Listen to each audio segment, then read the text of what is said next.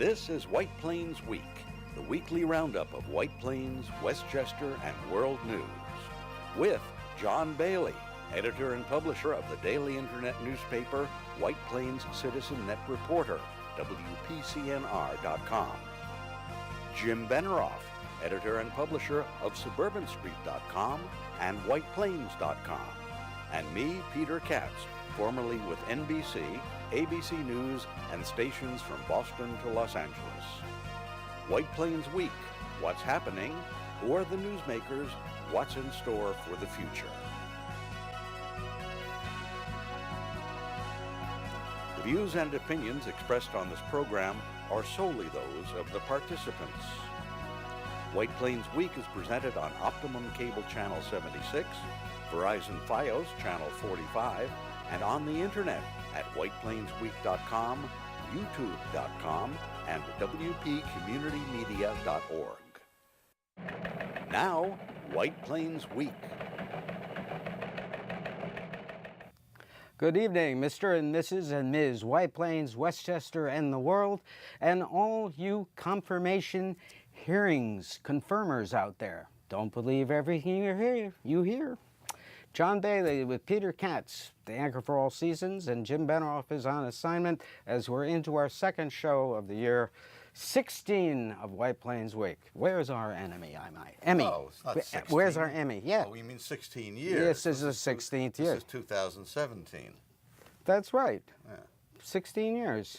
Long time. No awards. Okay. Come on. Ought to get something, right? Now, well, if you add them together, it's 33. Yeah, that's true. Now, here are the headlines for Friday the 13th. The County Board of Legislators votes to ban gun shows on county property. County executive threatens veto. Governor announces a shocking agreement with Energy to close Indian Point.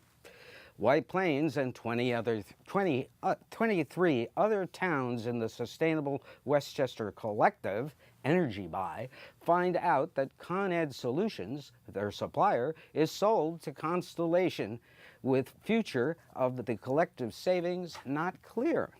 We'll also have another episode of Trump in Transition with Peter Katz, plus a special on President Barack Obama's farewell. New York Life rents space at Westchester 1. 500 jobs to come to White Plains. Playland construction schedule is due March the 1st. Dr. Debbie Hand of the Terrytown School District is approved by the White Plains School Board as new Assistant Superintendent for Curriculum and Instruction. Claire Hollingworth, reporter who broke the news that World War II had started, dies at 105.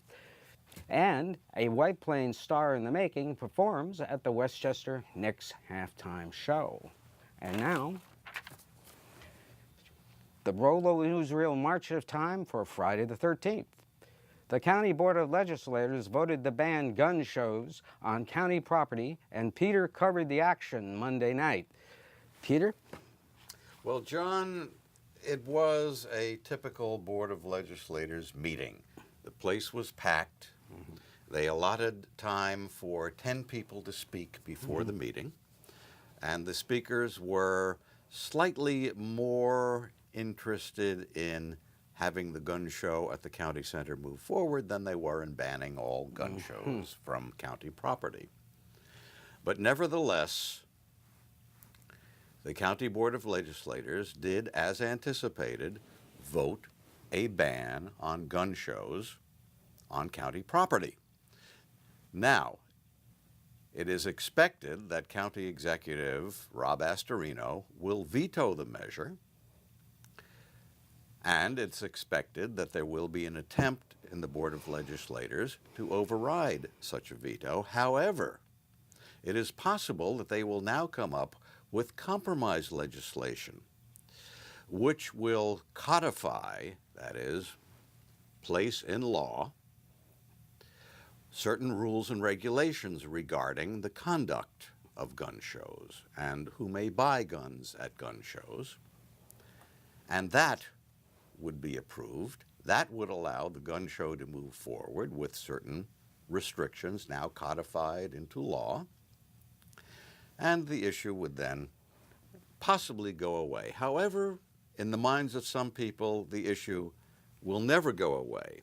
And in fact, just before the Board of Legislators meeting, there was a protest of the gun show and a candlelight vigil for victims of gun violence. The Westchester residents gathered on the steps of the McCallion office building in downtown White Plains. The temperature was about 19 degrees, but fortunately for those who were there, the wind was light. Greenburgh Town Supervisor Paul Feiner and legislator Clinton Williams were among those on hand. The rally took place from about 6:30 till about 7, just before the Board of Legislators meeting. The Reverend Troy Ducombe was one of the speakers. We say no to the gun show. No! To the gun show. We say no, Mr. Astorino, to the gun show. No! Mr. Astorino, to the gun show. Not in our backyard. Not in our backyard. Not in our backyard. Not in our backyard. And we stand together in solidarity to show this, say this to the community and to the nation. That people of color, black, white, Hispanic, people of different faith, Jewish, Muslim, Christian, can all come together and stand and say we are in solidarity for life, for liberty, and the pursuit of happiness for all people, and we say no to the gun show. No to the gun show! The names of many of the Westchester residents killed in gun violence were read. From White Plains, Dominique Hospi, Kenneth Chamberlain Sr. Peekskill, Stephen Augusto. From Harrison, Alyssa Hochman, Deanna Hochman, Glenn Hochman. From New Rochelle, Manuel Ayala Oseguera, Rochelle De Cruz, Brandon Lawrence, Samuel Cruz. Issue of gun violence, Lord God, access to guns. Oh Lord, our God. Now, John, some people think that that part of Astorino's opposition to putting restrictions on the gun show and banning gun shows on county property is with an eye toward the upcoming gubernatorial election, in that in order for him to stand any chance against Governor Cuomo, should Astorino decide to run for governor again, he would need to pull very, very well in upstate New York. Definitely. Pull the Trump voters to try to overcome what is seen as a certain Cuomo lead in New York City and the environs. Right. Have to overcome the New York City factor. And just last night, I was told by a person very close to the proceedings at the County Board of Legislators that the situation now is that an override vote has not been scheduled yet. And a veto has not been made yet. And that they are going to take up this new legislation that the Republicans have submitted as a compromise to move on and get the issue behind them. However, the compromise bill uses a whole bunch of restrictions that are already in place at virtually every gun show throughout the state. But this codifies it. It makes it part of county law. Right. And so in that respect, it can be taken as an assurance to gun show opponents that we're going to get this right, and we're going to do it so that no one gets hurt by guns sold at gun shows in Westchester everybody gets County. to feel good, and but we'll see what happens. We'll see if this veto is made. In the meantime, it looks as if there has been a resolve in another major issue that has been dragging on here in Westchester for years and years and years, and that concerns Indian Point. And that's the shockers of the week. And I wonder if there's a pun intended there. Look at that electrical lightning bolt behind the shocker. The best that internet art can provide. Yes. Anyway, Governor Cuomo announced it this week. He announced that Indian Point is going to be closed. 2021 for the final shutdown of the plant. This has been something that people in the environmental field have been pushing for many, many years. And it's been a real political hot potato. It has surfaced in many elections. And now it looks as if there will be a resolve. However, Rob Astorino, the county executive, interviewed on WNYC radio this week. And had his remarks at the County Association breakfast. Said that there will be problems if they close Indian Point. Number one, Hendrick Hudson School District will lose about $30 million in tax revenue. Number two, the property itself can never be developed, he says, because of lingering radioactivity. Number three, there have to be provisions made for doing something with the nuclear waste which has accumulated, and that is spent fuel rods, which at the moment are in a giant pool of water being kept cool underwater at the plant. What will happen with those? Will they be shipped somewhere? Will they have to stay there indefinitely? And will they have to be kept underwater? Yes. There are many questions that will arise as we get closer and closer to this target date of closing Indian Point. Yeah, one of the issues that came up was, why did Entergy agree to close? And it apparently is that they are having serious financial challenges resulting from sustained wholesale power price declines and other unfavorable market conditions, forcing us, that's Entergy, to reevaluate the long-term viability of our merchant power assets such as Indian Point. They're not making money with it, right?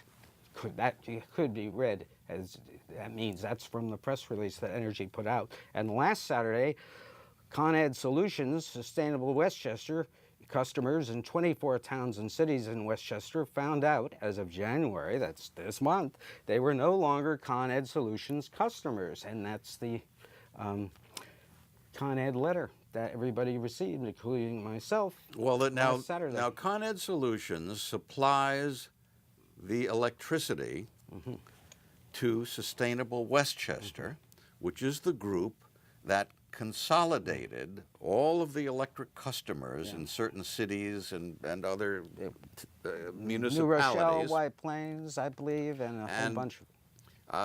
and said that if you come with us, folks, we'll get you a lower electric rate than you are now paying Con Edison. Particularly on the green. What they didn't make clear at the time was that they would be buying the electricity from this outfit, ConEdSolutions. This is a subsidiary of Con Edison. This was announced by a press release rather quietly in late July, and we were not even told of this until January. That's when ConEdSolutions, or Con Edison, sold off its ConEdSolutions division. Yes, for an amazing amount of money, which has not been disclosed yet.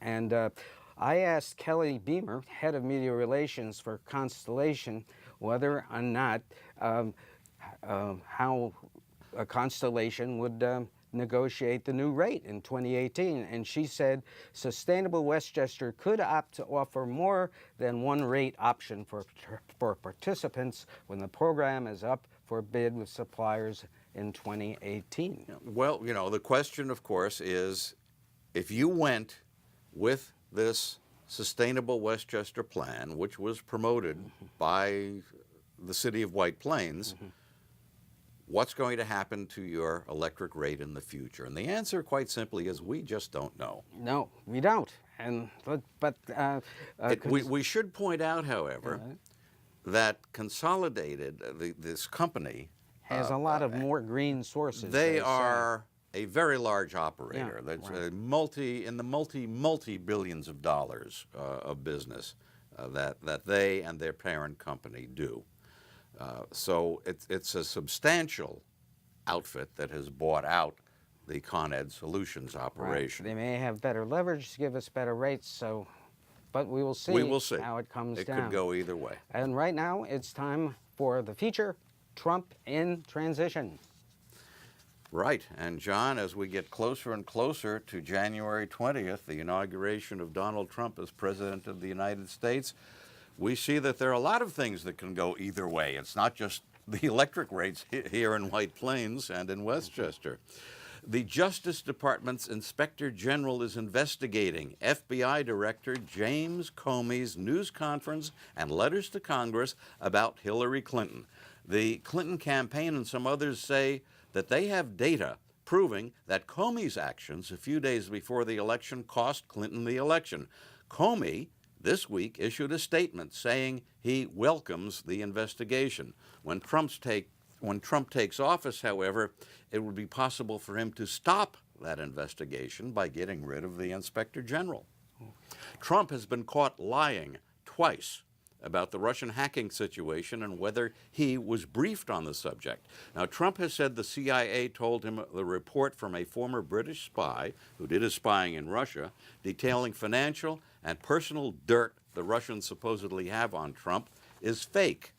CIA Director James Clapper just last night, however, said the CIA has not determined anything about the legitimacy of the former spy's report. Trump complained that he wasn't briefed on this before news about the report became public, and he blamed the CIA for leaking it. However, FBI Director Comey says that he personally briefed Trump about it right after a meeting at Trump Tower in which Trump was briefed by the heads of the country's intelligence agencies all about the Russian hacking. Now we know why he's being investigated. Well, maybe so. Trump was caught in more lies at his news conference. Here's one. He claimed that in the U.S. right now there are, quote, 96 million really wanting a job and they can't get it. He said, you know that story, the real number, that's the real number, so that's the way it is, he said. However, National Public Radio did some research and found that there are not 96 million Americans who want a job and can't get one, not even close.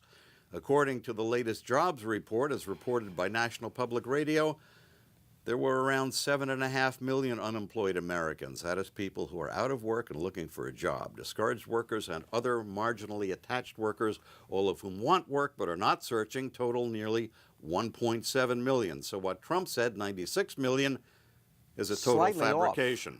off. Trump at the news conference would not let a CNN reporter ask a question because he didn't like their coverage of him. You can't make this stuff up. You really can't make this stuff up. Representative Mike Pompeo, Republican from Kansas, appeared for his Senate confirmation hearing to be the new CIA director. Senator Dianne Feinstein asked whether he would comply with a presidential order to restart the CIA's use of enhanced interrogation techniques that fall outside of the Army Field Manual. In other words, if Trump ordered him to commit torture on prisoners, would he? His answer was unequivocal. He said, Senator, absolutely not. Dr. Ben Carson refused to say directly whether the Trump family would be sure not to benefit in any way from HUD if he is confirmed as Secretary of the Department of Housing and Urban Development. Trump's real estate holdings are said to include a piece of an affordable housing development in Brooklyn. Trump will be getting a new presidential limousine on January 20th. It's a Cadillac. The cost, $1.5 million. It will be armored, as in the past, with bulletproof everything, but there will be a blood supply carried in the trunk, Trump's blood type. It'll be equipped with a tear gas cannon. The rear doors are said to be so heavy they will not be able to be pushed open from the inside. Someone outside will have to open the doors for Trump. Yesterday, C-SPAN, you know C-SPAN, they were carrying a usual feed of the House of Representatives. Congresswoman Maxine Waters was speaking, and she started talking about the Russian hacking. And when she did, the C-SPAN feed was cut and replaced by a feed of the Russian state television English network called RT. C-SPAN says it's trying to figure out how that happened. Well, I have a guess. The hearing on the Senate side of the Capitol, the Mike Pompeo for CIA director hearing that I mentioned, was underway when the subject of Russian hacking came up. Almost as soon as Russian hacking was mentioned, the power went out in the room. The TV cameras failed. All the lights went off. The PA system went off. No one could figure out why. They couldn't get the power back. And so they had to move the hearing to another room. As of last night, they still had not figured out what happened. Already, what is happening to our government facilities? Rudolph Giuliani, you remember him. He has been named to will be named to a special post in the Trump administration. He will be an informal advisor for cyber security. You better get to work early. Trump has named his son-in-law, Jared Kushner, as senior White House advisor. Kushner will work alongside Chief of Staff Reince Priebus and Chief Strategist Stephen Bannon. He's expected to work on trade deals and the Middle East. The move could potentially violate anti-nepotism laws and raises questions over conflicts of interest for Kushner, who has been a real estate developer. Trump announced his selection for Secretary of Veterans Affairs during his news conference at Trump Tower. David Shulkin, a physician, has served as undersecretary of the department since his confirmation. Enough? It just goes on and on and on, and it doesn't stop, ladies and gentlemen. Isn't that right? Now, on a different note, President Obama gave his farewell address to the nation this week. Typically, presidents say goodbye and wrap up their accomplishments in a speech from the White House. But President Obama went back home to Chicago for his speech, where about 20,000 people were crowded into McCormick Place Convention Center. He did not mention President-elect Trump or Republicans on Capitol Hill by name, but it was clear to whom he was directing some of his remarks. How can elected officials rage about deficits when we propose to spend money on preschool for kids, but not when we're cutting taxes for corporations? How do we excuse ethical lapses in our own party, but pounce when the other party does the same thing? We should reject the first dawning of every attempt to alienate any portion of our country from the rest, or to enfeeble the sacred ties that make us one. America, we weaken those ties when we allow our political dialogue to become so corrosive that people of good character aren't even willing to enter into public service. So coarse with rancor that Americans with whom we disagree are seen not just as misguided, but as malevolent. We weaken those ties when we define some of us as more American than others. When we write off the whole system as inevitably corrupt. And when we sit back and blame the leaders we elect without examining our own role in electing them.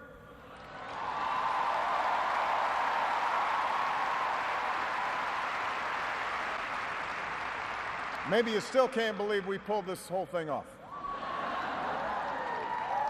Let me tell you, you're not the only ones. Michelle,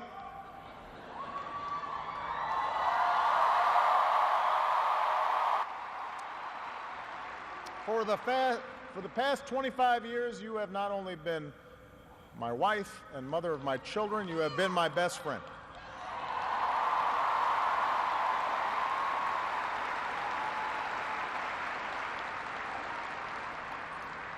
You took on a role you didn't ask for, and you made it your own, with grace and with grit and with style and good humor.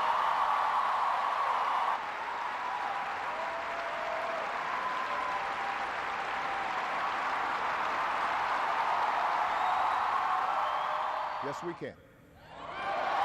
Yes, we did. Yes, we can. Thank you. God bless you. May God continue to bless the United States of America. Thank you. it was a great speech, and we'll be putting a copy of it up on WPCNR.com, White Plains Citizen Net, and people can read it. It's something worth reading, and we will miss the dignity and the class that And he has demonstrated over the last 4 yesterday years. at the White House, there was Last an eight. event where Vice President Joe Biden was honored and given the Presidential Medal of Freedom. It was a surprise, and the Vice President was moved to tears. Yeah, well, it's they've been working a long time for the country, and President Obama said he would continue to work in the best interest of the country And right here to in- the end of his days. You know, which I right here thought in was White a Plains, great John, statement. someone else is going to be working for the school system, and you found out about that this week. Yes, Dr. Debbie Hand has been hired from the Terrytown schools to be Assistant Superintendent of Curriculum and Instruction. She replaces Jessica O'Donovan, who left the area with her husband to relocate due to a great family opportunity. And I understand that the source has told you a little bit about what they're doing to try to find a new superintendent of schools. Yes, they are no longer using a employment consulting agent firm. and consultant in Yeah. the past. They think they know what they want, and they expect their resumes are flooding the district, and they expect to have some candidates by the end of this month and possibly to be hired by April. And you know what I find noteworthy about this search for a new superintendent? What's that? Once again, they're not promoting from within. Yeah, I mean, we have a lot of people that are familiar with the school system, former principals and former teachers, former administrators. We never look at them. I don't understand that, because we have brought in outsiders ever since Saul Yanofsky departed. You know, and some they have peop- not some really people will moved us say forward. some people will say that the school system benefits when you have people running it who have strong ties to the community and long-term experience in the community. I So it's been think said. so. I think it's time to make a change in that, because you have to be really sure we hire someone who is still really actively participating in the career of superintendent, and not, you know, we have hired persons that have been superintendents and they're taking pensions from other states. They've done a reasonable job, but the district is in a crisis point. We have to really develop an approach to our highly Latino population in the schools. We just really have to do that. It's been delayed too long, and that decision is going to be part of Dr. Hand's job. And she's really under pressure to make the right call there. Also, Westchester 1 was rented out to New York Life this week. There's a picture of Westchester 1. Well, they're supposed to be bringing like 500 Yeah, jobs right. into White Plains. Is that a correct assessment? That's right, and they should be moving in over the summer. And Matthew Welling, a young man who goes to Mamaroneck Avenue School, is part of the Garden of Dreams project sponsored by Madison Square Garden, performed his own songs. He is legally blind. He composes by plunking out notes on the piano in his head, and they are written down. He writes songs, and that is real courage. John Bailey, Peter Katz, and for Jim Benneroff, good night for White Plains Week. This has been White Plains Week, news and commentary about White Plains, Westchester, and the world. The views and opinions expressed on this program were solely those of the participants. White Plains Week, produced by White Plains Citizen Net Reporter, and presented on Optimum Cable Channel 76 and Verizon Fios Channel 45.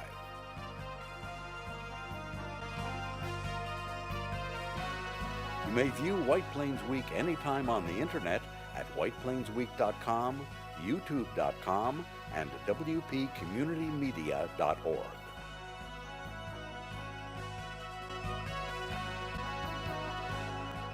For White Plains Week, this is Peter Katz speaking.